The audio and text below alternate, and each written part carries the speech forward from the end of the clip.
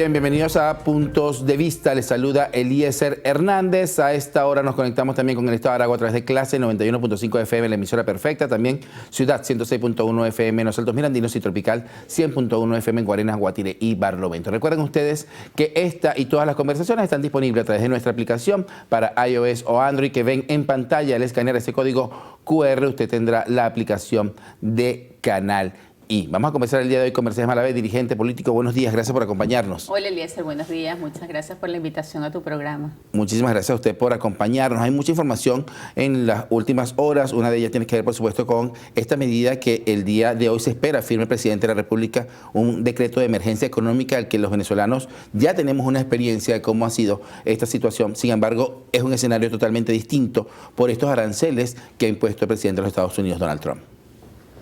Sí, muy preocupante la situación económica de Venezuela para este año 2025.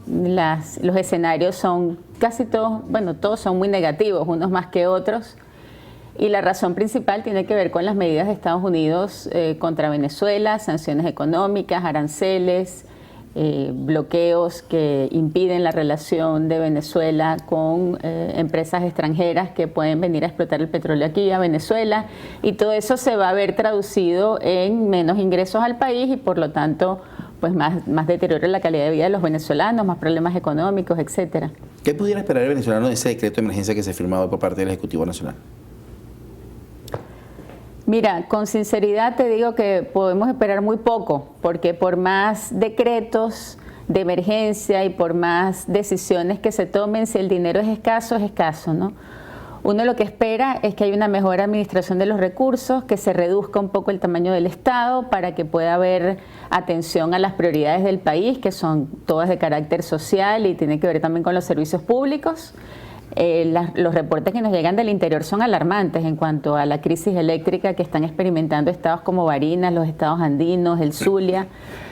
Y bueno, y sobre todo tratar de restablecer el hilo democrático en Venezuela para que esas sanciones progresivamente se vayan levantando y no agravándose, ¿no? Que es lo que pareciera que está ocurriendo pareciera no, que es lo que está ocurriendo en este año 2025. Pero un año además que tiene unas elecciones en puertas. Dentro de algo más de un mes habrá elecciones a las gobernaciones, a los consejos legislativos y a la Asamblea Nacional. Si bien se han conocido algunos candidatos, sobre todo a las gobernaciones, tanto de un sector como del otro, aún a esta hora no se conocen quiénes son los candidatos a los consejos legislativos y a la Asamblea Nacional. Este escenario electoral, ¿cómo se ve en este momento en Venezuela a raíz de la situación política y económica que se vive? Bueno, ha habido mucha falta de comunicación entre el CNE y los factores políticos. El CNE parecía estar completamente apagado, ¿no? O sea, no había ningún tipo de comunicación. Hasta la semana pasada ni siquiera se sabía qué tarjetas iban a participar de forma nacional, ¿no? Esta semana se anunció, la rectora Aimee Noguera anunció que pronto darían las fórmulas y los métodos para inscribir candidaturas. Toca esta semana iniciar una serie de trámites formales que exige el CNE para la participación electoral, y luego de eso nos toca lo que yo llamo la misión imposible, ¿no? Volver a convencer al venezolano de que el instrumento que tenemos para luchar por la alternabilidad democrática en el poder es el voto, ¿no? Recordemos que después de las elecciones del 28 de julio, los resultados no fueron publicados, la página web del CNE no apareció fuera de servicio creo que todavía sigue, y eso ha generado mucha frustración en la gente. ¿Por qué una misión imposible? Porque hay una tendencia mayoritaria a decir ya aquí no vale la pena seguir votando, ¿no? O sea, no tiene mucho sentido seguir participando, o no tiene ningún sentido, ¿no? Nosotros creemos que sí tiene sentido. Quienes estamos en Venezuela y queremos luchar por la democracia no tenemos otras armas que las que nos ofrece el mismo sistema democrático, ¿no? También la Constitución que tenemos, que es una Constitución democrática, ¿no? El artículo 6 de la Constitución dice que los gobiernos de Venezuela son y serán siempre democráticos, alternativos, participativos, responsables, etcétera, ¿no? Por lo tanto, hay que insistir en esa vía, aunque no dé los resultados que, bueno, no dan ningún tipo de resultado. O sea, las personas no han visto reflejado allí su voluntad, ¿no? Pero hay unos resultados que están tangibles, y es que hay un presidente de la República. Bueno, claro, se impone la realidad de hecho, ¿no? Pero la realidad de hecho que se ha impuesto ha sido sin los procedimientos acostumbrados, vamos a decir, ¿no? Hubo una sentencia del Tribunal Supremo de Justicia de la Sala Electoral. Y hubo una, digamos, se involucró el TCJ en un proceso, en un cronograma electoral que aún no había culminado, ¿no? O sea, hay una serie de eventos. A petición de una de las partes. Claro, hay una serie de eventos post, la parte, digamos, la parte ganadora, ¿no? Hay una serie de eventos post elecciones que han debido cumplirse y no se cumplieron, ¿no? Entonces, como por ejemplo la entrega de actas por parte de los sectores de oposición que dijeron que las tienen y no las entregaron ante el CNE. Claro, es que no era ante el Tribunal Supremo de Justicia. Claro, perdón. es que ese es el tema, ¿no? Que no era ante el CNE, sino ante el Tribunal Supremo de Justicia, y bueno, yo eso lo considero un error, ¿no? Se ha debido llevar las actas donde había que llevarlas para continuar el proceso y tratar de que el CNE culminara su tarea, ¿no? Total es que ese proceso quedó así y ahora lo que nos queda es, pero no solo el voto, Eliezer, yo aquí quisiera hacer una reflexión un poquito más profunda.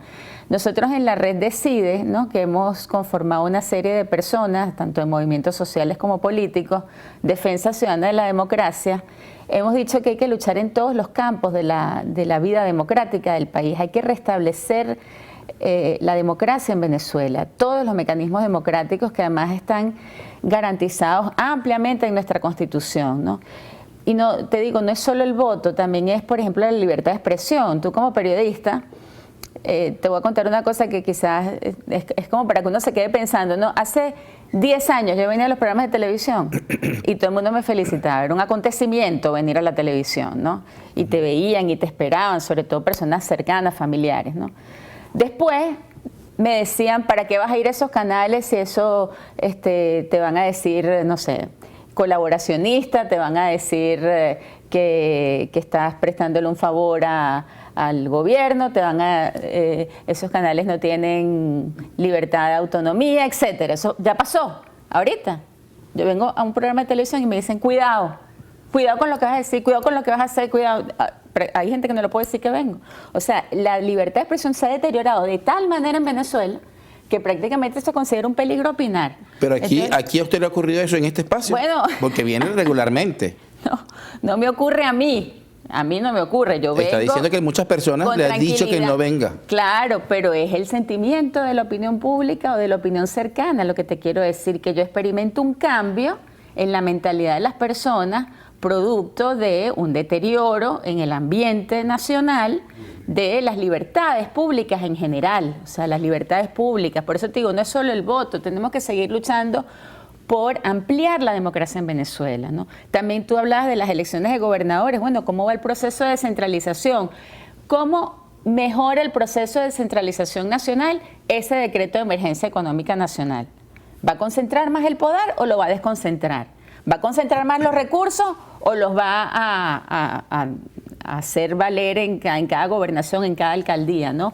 Hay una cantidad de factores, de valores, variables democráticas que tenemos que fortalecer en Venezuela, y los que estamos aquí no tenemos otra manera de hacerlo que participando. Y con la libertad de expresión que les corresponde, porque nosotros aquí estamos para eso, para garantizarle su derecho a opinar y a participar. Lo hemos hecho desde que estamos en este espacio y desde que estamos ejerciendo nosotros, en mi caso particular, el periodismo hace más de 20 años, y tengo que decirlo con responsabilidad. Trato de que todo el que se sienta acá o en cualquier espacio informativo tenga el derecho a opinar y sentirse respetado además de lo que está diciendo. Nosotros hacemos pausa, al regreso seguimos conversando con Mercedes Malavé, este tema político económico nacional que está bien pendiente en todo nuestro país. Ya venimos. 7 de la mañana con 38 minutos, estamos de regreso con más de Puntos de Vista, conversando con Mercedes Malavé, hoy dirigente político. Hablamos en la parte anterior sobre esta situación política económica de nuestro país, pero también hay algo en puerta que tiene que ver con la reforma de la Constitución que ha propuesto el presidente de la República, Nicolás Maduro. ¿Está de acuerdo usted con esta reforma constitucional? Bueno, yo quisiera, por ejemplo, que se defendieran y se promovieran algunos aspectos en nuestra Constitución, ¿no? Empiezo por el más importante, la defensa del Esequibo, por ejemplo. Debería tener ya un rango constitucional, ¿no? que obligue de alguna manera, le imponga el deber a los venezolanos de defender nuestro territorio Esequibo, porque está francamente en peligro. Yo aboliría la reelección indefinida, por ejemplo, o sea, esa enmienda que me parece que no tiene ningún sentido. Y así cada una de las, digamos, de los sectores del país tendrá sus aportes que hacer a esta reforma constitucional. Por lo tanto, yo sí creo que debemos participar en ese proceso de consulta. O si no nos permiten participar en el proceso de consulta porque hay una comisión muy cerrada y se hace un proceso, digamos, concentrado en algún tipo de ideología política o lo que sea, pues votar en contra, ¿no? O sea, también se puede manifestar el rechazo a la reforma, como ocurrió en Chile, como ocurre en otros países, que se presente una constitución o una reforma y la gente tiene derecho a decir, y como ocurrió en Venezuela en su momento quiero. también. Y como ocurrió aquí, efectivamente, tanto con la aprobación de la constitución como con el rechazo de la reforma, ¿no? En 2 ocasiones votamos en esta constitución. Me parece que es el mecanismo que los venezolanos tenemos para manifestar nuestra aprobación o nuestro rechazo. O sea, que está de acuerdo con la elección de un nuevo gobernador para la Guayana Esequiba. Bueno, más que de acuerdo, digamos, aquí hubo un proceso donde se estableció la existencia del Estado de Esequibo. Me parece que ese gobernador, digamos, podrá hacer algunas cosas por las personas de allí, pero sobre todo es un litigio, un proceso internacional que tenemos, ¿no? O sea, es un proceso legal, judicial, que no está tan, o mejor dicho, no está enmarcado en un tema de ejecución o gerencia gubernamental, sino que es más bien un tema de judicial internacional que tenemos y que tenemos la obligación de seguir promoviendo, insistiendo hasta que logremos, bueno, que se respeten los límites del territorio venezolano, ¿no? Ahora, su movimiento político y social nos decía que está trabajando y queremos saber un poco sobre su movimiento.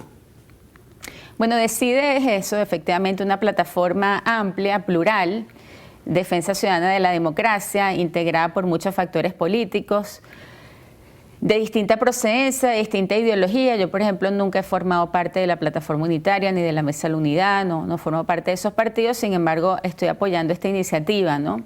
¿Por qué? Bueno, porque tenemos un denominador común, ¿no? Que es ese, el título del movimiento, la defensa de la democracia como ciudadanos, no como partidos, no como políticos, como ciudadanos que tenemos un deber con la Constitución de este país. Tenemos también la responsabilidad de promover la democracia en Venezuela y además estamos aquí, no estamos haciendo política desde otro país o desde otra... O dirigidos de otras naciones. O dirigidos por otro país y tampoco queremos recuperar la democracia o decir que la vamos a recuperar haciéndole daño al país, golpeando la soberanía, golpeando... Sin embargo, Diosdado Cabello asegura que integrantes de este movimiento son quienes han pedido también sanciones contra nuestro país. Bueno, no sé a quién se refiere, ¿no? Tendría que demostrarlo, porque esa es otra. Aquí se acusa y se difama públicamente sin ningún tipo de prueba, sin... yo lo que veo en la gente del movimiento con la que nos reunimos periódicamente es que tenemos el denominador común de haber sido siempre defensores del voto popular, dirigentes que siempre hemos creído en las vías democráticas, en las vías participativas, en las vías constitucionales, ¿no? Y de distinta procedencia. Efectivamente, hay personas en el movimiento cuyos partidos, una parte de sus partidos respaldaron esas acciones y están en un proceso ahora, claramente como de separación, ¿no? Pero otros jamás hemos pedido ese tipo de medidas contra el país, contra el Estado venezolano. Esta situación que usted nos acaba de decir también de que vive el interior del país, sí, que además es público y notorio la situación por la energía eléctrica, en muchos casos también afectados por lluvias, por los cambios climáticos, pero también por las sanciones impuestas contra nuestro país. Sí, ¿no? Las sanciones vienen a sumarle más problemas de los que ya teníamos en el país. Recordemos que las primeras fallas en el sistema eléctrico, por ejemplo, se dieron por un gran desfalco, por un gran acto de corrupción de personas que iban a modernizar, a mejorar el mantenimiento de todo nuestro sistema hidroeléctrico y no lo hicieron, ¿no? Entonces, habla de difamar claro, por parte de Diosdado Cabello porque no tiene pruebas. ¿Y usted cuál pruebas tiene acerca de este Bueno, desfalco? el mismo gobierno lo dijo. El mismo gobierno. ¿Pero usted las tiene? El gobierno por haberlo dicho, pero usted tiene las pruebas. Bueno, el gobierno tiene sus sistemas y ellos mismos dijeron que había habido una serie de actos de corrupción relacionados con el mantenimiento del sistema eléctrico, ¿no? El gobierno ha hecho muchas denuncias de corrupción en los últimos años y de corrupción, de grandes actos de corrupción. La gran pregunta es, bueno, ¿y por qué sigue ocurriendo, no? O sea, ¿qué mecanismos podemos establecer? No desde el punto de vista de la investigación, sino desde el punto de vista de la prevención, para evitar que cualquier persona que llegue a una institución o llegue a una empresa tan importante como PDVSA o como Corpoelec o como Hidrocapital, pues no cometa esos grandes actos de corrupción, sino que mejore realmente. O sea, son cosas institucionales, tienen que ver con el gobierno transparente, con la rendición de cuentas. Porque si no, entonces estamos como en un círculo vicioso, ¿no? Todos los últimos presidentes de PDVSA han sido acusados de corrupción. Bueno, tiene que haber tenemos que estar haciendo las cosas de una manera que no nos está permitiendo detectar esos casos a tiempo, ¿no? Entonces, claro, pues son cosas muy graves que efectivamente, yo coincido contigo, las sanciones lo que hacen es aumentar ese deterioro y ese daño al país. Pero en hecho de corrupción que también es público, notorio y comunicacional, que es el de Juan Guaidó con las petroleras de nuestro país y el dinero que se quedó producto de las sanciones. Y no solo Juan Guaidó, sino parte del gobierno que él de alguna manera tenía instalado e impuesto. Y hay una entrevista que le hacen a Juan González, un funcionario que fue funcionario norteamericano, donde habla efectivamente del fracaso de las sanciones y cómo eso lo único que ha generado es una ampliación de los vicios de este país, o sea, la corrupción, el mal manejo de recursos, la desatención de los problemas sociales de la gente, etcétera, ¿no? O sea, efectivamente estamos como entrampados, Eliezer. Yo creo que la salida, digamos, el avance tiene que ver con la recuperación de algunas variables democráticas en Venezuela, ¿no? Volver al reconocimiento, volver a la deliberación, volver a lo que llaman digamos, el estudio de la democracia, ¿no? Los pesos y contrapesos en la administración del poder, por lo tanto también en la administración de los recursos, garantizado además por nuestra Constitución. Hay personas que no les gusta el artículo, me parece 131, si no me equivoco, de la Constitución, que dice que las ramas del poder público deben cooperar para lograr los fines del Estado, ¿no? A mí ese es uno de los artículos que más me gusta. Porque no dice las ramas del poder público se deben confrontar, ¿no? Porque no pueden confrontarse todo el tiempo, tienen que cooperar a lograr los fines del Estado. Pero tampoco dice las ramas del poder público deben cooperar para que una de las ramas haga lo que le dé la gana. No, o sea, hay que cooperar de manera autónoma, ¿no? De manera, el judicial, el legislativo, cada uno debe cumplir su función. ¿Para qué? Para el Estado, no para el ejecutivo de turno, no para el gobernador de turno, para los fines del Estado. ¿Cuáles son los fines del Estado venezolano? En esos fines podemos coincidir muchos factores, no todos vamos a pensar igual, pero todos tenemos que cooperar a lograr esos fines, ¿no? Eso es lo que algunos dirigentes, a mí me gusta mucho, llaman la unidad superior, ¿no? Vamos a lograr la unidad superior, una unidad que nos permita, por encima de las diferencias, cooperar para lograr los fines de un Estado que además, como acabamos de decir, está muy golpeado internacionalmente, ¿no? No solo el tema de los recursos y el tema de las sanciones, los mismos venezolanos deportados, enviados a cárceles en otros países, perseguidos. O sea, el ser humano, el ser venezolano, nuestro gentilicio, está sumamente afectado y violentado en este momento internacionalmente, y todo eso nos tiene que llevar a una reflexión profunda sobre cómo podemos cooperar para que se recupere la dignidad de la nación y para que se recupere, por supuesto, nuestra soberanía. Tenemos que hacer pausa. A regreso seguimos conversando con Mercedes Malavella, es dirigente político nacional. Ya venimos con más de Puntos de Vista. Bien, de regreso ya en la parte final de esta conversación del día de hoy de Puntos de Vista con Mercedes Malavella, dirigente político, que vamos a la parte anterior un tema bien interesante, y es esta deportación de venezolanos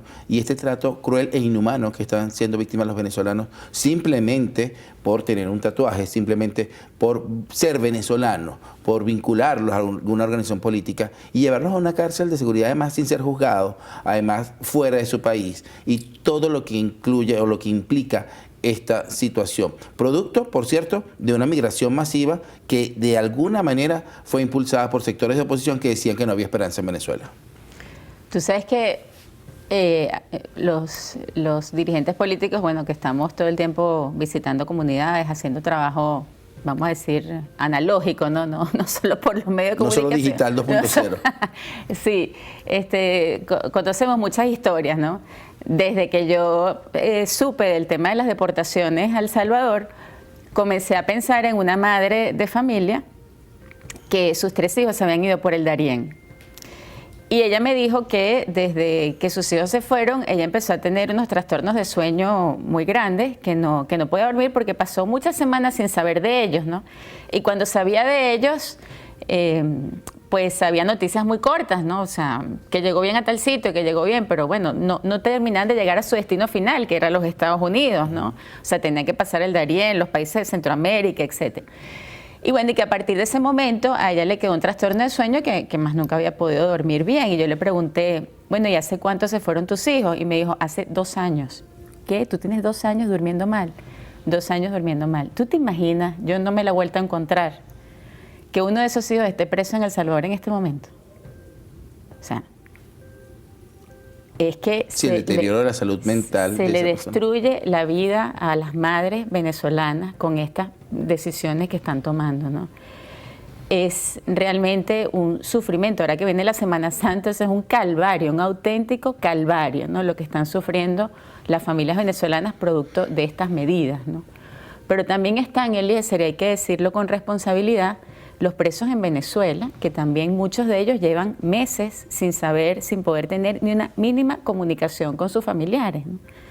Hace una semana Choto Realba hablaba de la madre de un preso político que le iban a operar, una operación muy riesgosa, quizás se iba a quedar en la operación porque la señora era muy avanzada en edad y pidió 1 minuto, una conversación telefónica de 1 minuto con su hijo y se lo impidieron, no se lo permitieron, ¿no? En la Red Decide tenemos la obligación y el compromiso de luchar por los derechos humanos de los venezolanos que están aquí y de los que están fuera, ¿no? Prácticamente nos reúne una causa común a todos.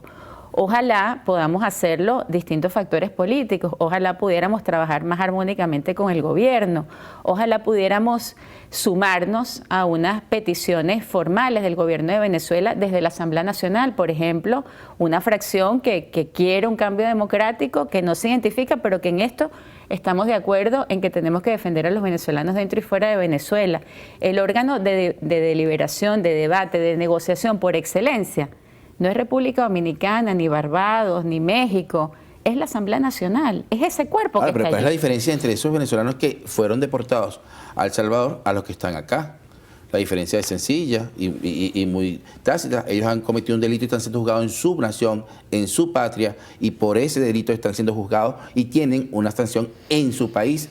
Aquellos venezolanos fueron simplemente por creer que pertenecían deportados a un tercer país que no tenía nada que ver, y además este país está lucrando económicamente porque por cada uno de ellos recibe $20.000. Bueno, pero entonces allí viene otro tema. ¿Dónde está el debido proceso? ¿Dónde están las presentaciones ante los tribunales? 2, 3, 4, 7 meses detenidos en Venezuela sin ser presentados. ¿Dónde está el derecho a la defensa? Se les asigna un defensor público sin que la persona pueda decir, no, yo quiero que mi defensor sea tal o cual persona. No, muchísimos temas aquí en Venezuela, que lo que está pasando en el extranjero nos debería llevar a revisarnos a nosotros mismos, hacer examen personal y decir, oye, esto que está haciendo otro país, yo no quiero ni remotamente parecerme. Entonces siempre se puede chequear. Mira, si en las familias ocurren diferencias, cosas que no van bien y hay que hablar para rectificar ciertas cosas, imagínate un país, una nación. Pero que está el sistema judicial venezolano deportó a venezolanos a un tercer país que no tiene nada que ver con el tema. Estamos de acuerdo, completamente de acuerdo. Y además con una ley de 1879. No, estamos completamente de acuerdo que eso es abominable, que quien respalde eso y apoye eso definitivamente no quiere este país, no quiere los venezolanos, no quiere esas madres o no ha hablado con ellas nunca porque no han salido a conversar con la gente. Estamos totalmente de acuerdo. Solo digo, no descuidemos nuestros procesos aquí, en Venezuela, penales. Llevamos muchos años, no solamente este siglo, desde el siglo pasado, muchos reclamos con el sistema judicial. Incluso se ha hablado de reformarlo. ¿Dónde están esas reformas? ¿Por qué no trabajamos juntos en la reinstitucionalización del país? ¿Por qué no trabajamos juntos en lograr una democracia sin pobreza? ¿Por qué no trabajamos juntos en el restablecimiento de los servicios públicos? ¿Por qué unos y a otros nos tienen que estar acusando de fascistas, de no sé cuánto y tal? En lugar de ver, bueno, ¿cuáles son nuestros objetivos comunes? ¿Cómo podemos cooperar juntos a los fines del Estado? Eso es la democracia, y en este momento que el país, yo lo siento, casi en terapia intensiva, ¿verdad? Por los temas económicos principalmente, pero también por otros temas de carácter social y judicial. Bueno, vamos a hacer un gran esfuerzo de unión nacional, que yo creo que es lo único que nos puede permitir salir juntos a defender el nombre de Venezuela en el mundo. O sea, pero estos responsables, estas personas que han sido responsables de daños contra nuestra nación, que están siendo juzgados en este momento, ¿se les va a librar de responsabilidad? Porque de hecho no pueden participar, según la ley Simón Bolívar, de los procesos electorales que vienen. Y lo dijo ayer Diosdado Cabello. Sí, bueno, fíjate, quien quiera hacer carrera judicial, que haga carrera judicial. A los políticos nos toca trabajar por el bien común de la sociedad, ¿no? Trabajar por el bien común de todos. A mí cuando empiezan con esas cosas, yo digo, bueno, pero es que si yo hubiese querido dedicarme a eso, me hubiese metido a juez, ¿no? Yo no soy juez, soy comunicadora social, soy político, estoy trabajando por el bien común de los venezolanos. No se me olvida el sufrimiento de millones de personas, el sufrimiento de estas madres que tienen a los hijos hoy en día, quién sabe, es en una cárcel de El Salvador, efectivamente. Entonces, bueno, tocará a algunos llevar debidamente, con el debido proceso, esos casos, y a otros nos tocará entendernos en una negociación para transformar el conflicto político de Venezuela en un conflicto político sano, que siempre lo va a haber en cualquier país, en cualquier democracia, y no en este conflicto político patológico que nos tiene sufriendo tantas calamidades dentro y fuera del país. Nos tenemos que despedir, pero antes me acaba de decir algo bien interesante, comunicador social. ¿Pero cree que la libertad de expresión en Venezuela está comprometida? Siento que los espacios de expresión están amenazados. Que cada vez nos cuesta más expresar nuestra opinión. Puede ser un tema de censura, puede ser un tema de autocensura, puede ser un miedo. O un tema personal, porque es su parecer, es su punto de vista. Como lo dice este programa. Muchísimas gracias por acompañarnos. Mercedes Malavé, dirigente político con nosotros. Amigos, gracias a ustedes también por su sintonía. Esto fue Puntos de Vista. Buenos días.